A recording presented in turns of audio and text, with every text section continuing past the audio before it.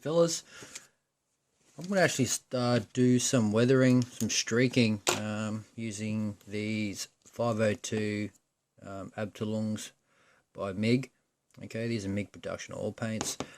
The Tiger's actually coming along quite nice, and you can see, like, I'm going to show you now, this is like I've just been playing around on the turret, just doing some streaking. Like, I don't want this, you see the top still quite clean, but I don't want this, the tank like that weathered, that, you know, this yellow green just disappears and turns brown. So I've got to be really careful not to overdo it, and that is a big thing when it comes to weathering. I mean, and I'm guilty for it. I mean, I done it back in the day. You sort of got to know when to stop. You got to know what you want the tank to sort of look like at the end. I mean, you can just so easily get carried away, and then before you know it, you know, you've got a dark brown piece of armor, or even black, depending on what kind of color you're using for weathering. Okay, so that's pretty much where we go. And the beauty with oils is, you know, you can always take it off, but just make sure you give your model like a layer of clear coat, whether it's gloss or semi-gloss. But because I'm streaking like this, you know, I am using semi-gloss, and I am using, if I've got the bottle here on my bench just to easily show you, that's what I'm actually using to seal my bottle in, just some Vallejo satin acrylic varnish. It's, you know, it dries pretty quick. If you do want to dry it quick, you know, you get a hairdryer or a heat gun or something, just give your model a quick blast. You know, but then, you know, then I sort of tend to recommend, you know, give it 24 hours for the resin or the acrylic varnish to completely dry and cure overnight. And so the colors that we are using, we've got shadow brown, we've got wash brown, we also have sand brown for German yellow, and we got dark rust. Okay, so if I get these out of the way, and I've just got it on a piece of old scrap cardboard just to soak up the excess oil, because the less oil you can take out, what we just want the pigment, and the you know, if you have it too oily, then it just takes forever to dry. You know, you can mix it with an accelerator agent if you do want it to dry, especially if you're weathering, like streaking, you've got to thin it out. Now, you can add this number 1 medium, if I can get this in shot. Okay, it's just Artist Spectrum. Okay, it's basically, it's an accelerator for oil paint. You know, whether you're airbrushing as well, you mix a tiny bit in your thinner, and your airbrush, and you can spray it, and it does accelerate the drying time of your oil paints. And it does work, and I have used it in my umbrella paints, and when I'm airbrushing through my enamel airbrush, like I spray my oils through it. So, you know, that's something to think about if you especially if you live in a cold climate where just paint just takes forever to dry. But I'm actually pretty lucky in Australia because things do dry pretty quick. Okay, so like I said before, you know, I've just got the colours. Excuse me. Just got the colours laid out in this piece of cardboard, and I do have a few brushes here. I just got some oil brushes here that they're just different variations of thickness for the brushes. So we just got a thin one for fine detail, like if you really want to dab it on, and then we've got a really nasty decrepit brush that I'm going to use for you know, trying to scrub it off. And then I do have a big one here, big thick brush with stiff bristles as well, and then just a couple of smaller ones, different types there if the camera wants to focus. There you go. Alright, then also just got a Q-tip, cotton bud, whatever you want to call it, just handy. And then just laying around, I've just got some white spirits in a little plastic container. Okay, so that's going to be off camera. So right, so what I've already done, if I just bring this Tiger in shot, and I'll just readjust this camera so you guys can see what I'm doing. Alright, so okay, there it is in shot.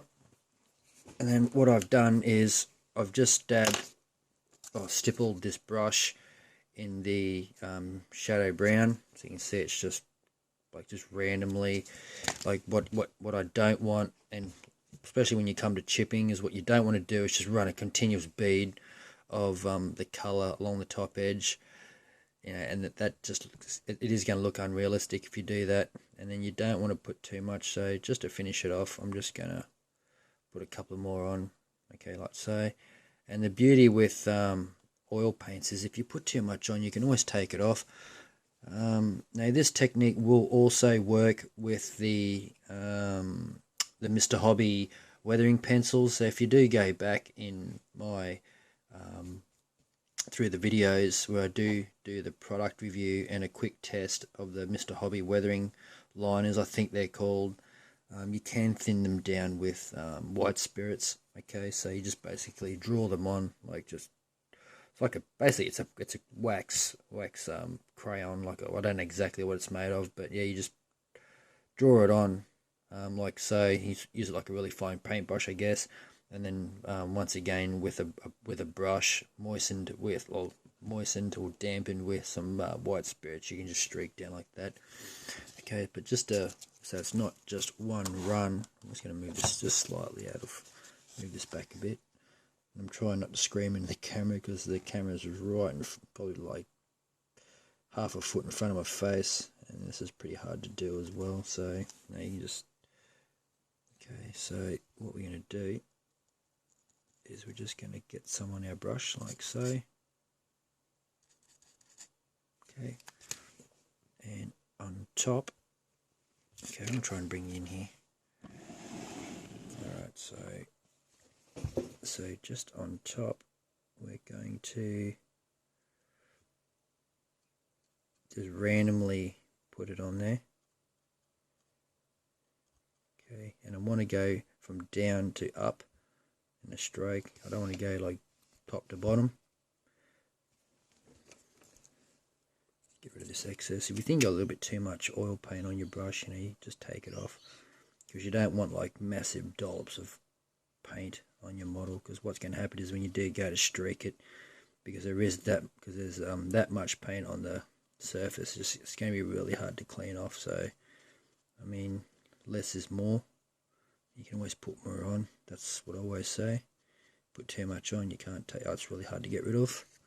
Okay, so and you can sort of mix the colours up a bit, and then we're just going to use this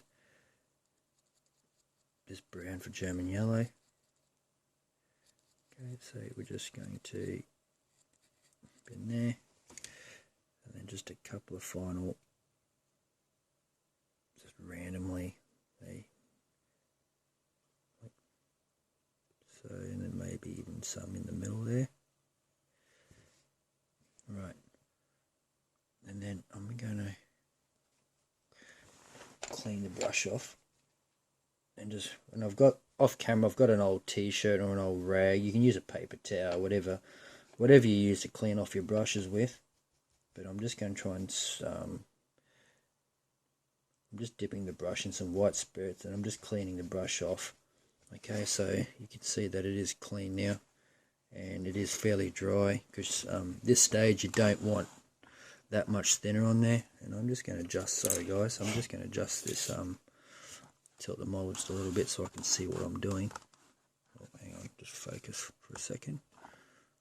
Alright, so, and then very lightly, I'm just streaking.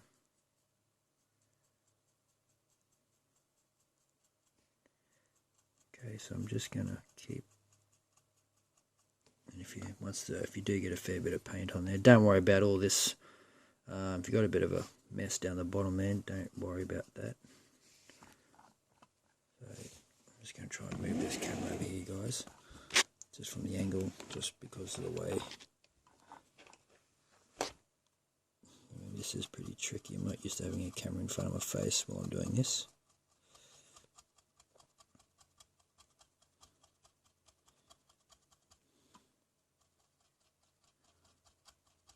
Alright, so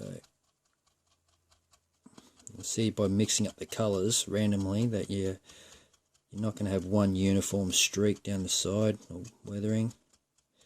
You want it all sort of different. So okay, so I'll move this camera back because I'm going to change the angle of the brush.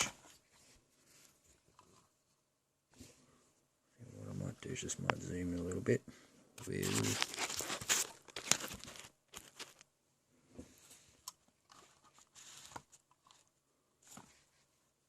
okay, so hopefully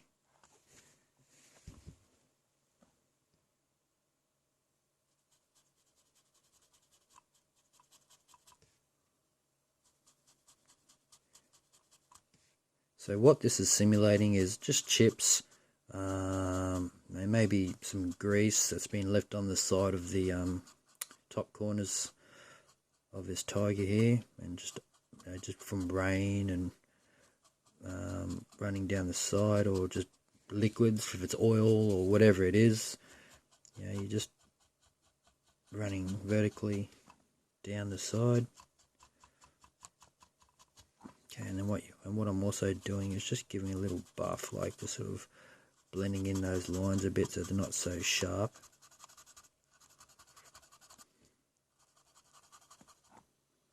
So you don't want to be using a brand new brush for this. I mean, if you got some old acrylic brushes that you no longer use, I mean, don't throw them out. Just give them a wash in some thinners and clean them out. Let the water dry before you start putting in the thinners, and just chuck them in your brushes that you use for oils, like your weathering. That's what all these brushes are. Okay, so you can see there, if I just slide the tiger along, oops, so you can see just all the random pattern that's along the side. Okay, so what we're going to do now, whoops, let this camera refocus because it's misbehaving. Okay, hang on a second guys, just zoom back out. Alright, so what we're going to do now is just clean off this brush in the same manner. I'm just going to dip it in the thinners or white spirits. I tend to use white spirits more nowadays instead of thinners, because thinners is just a bit too harsh. White spirits is not so harsh on the acrylic underlay underneath. Alright, so you want it just slightly damp. Alright, so and then same thing again. Now this might take a few runs to and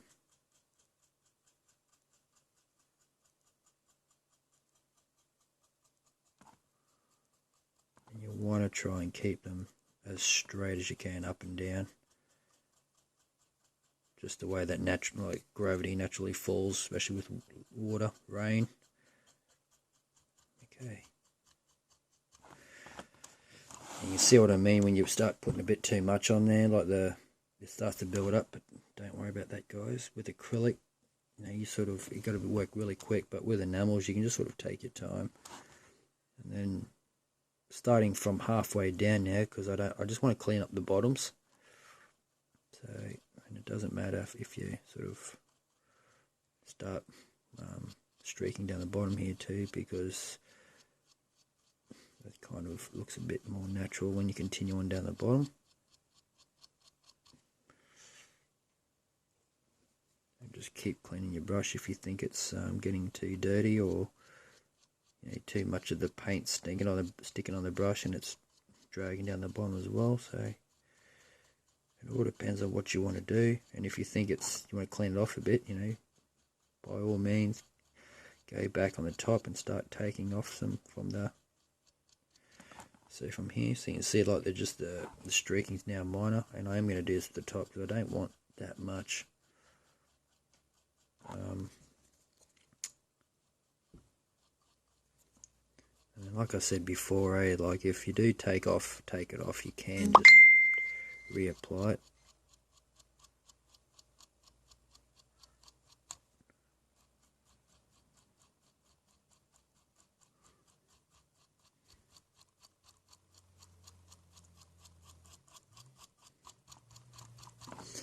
What I want to do now is just get the big fat brush, make sure it's not too. And I just want to try to blend it all in.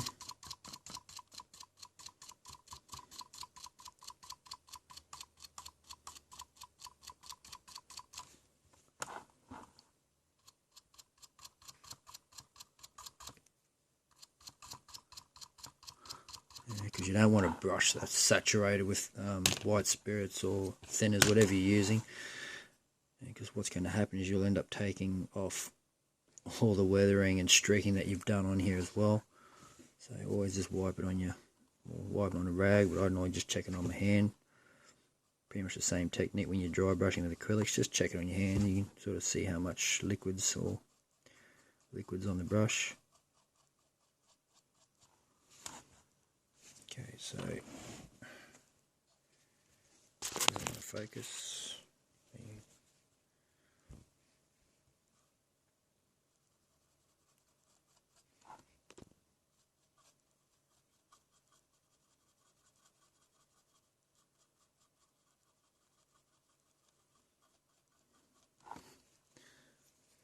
Okay, I don't want to change brushes here. Oops.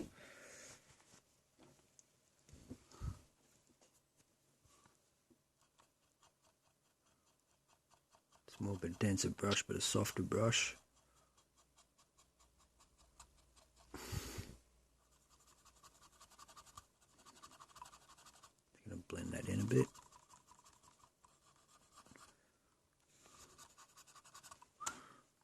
Okay.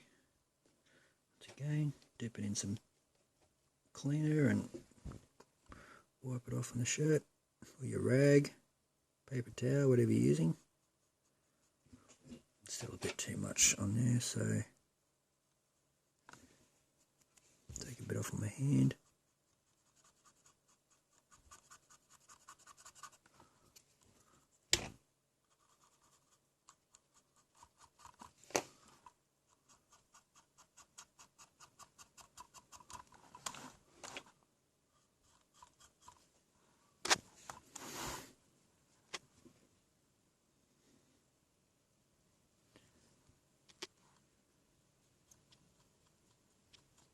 And you just want to apply very light pressure, just letting the bristles do the work. So you get that really nice streaking. If you do, use too much pressure, most probably you'll start scratching the model, chipping it, taking off paint. And if you want that chipping effect, I guess, if you got like a chipping medium underneath it, yeah, go for it. But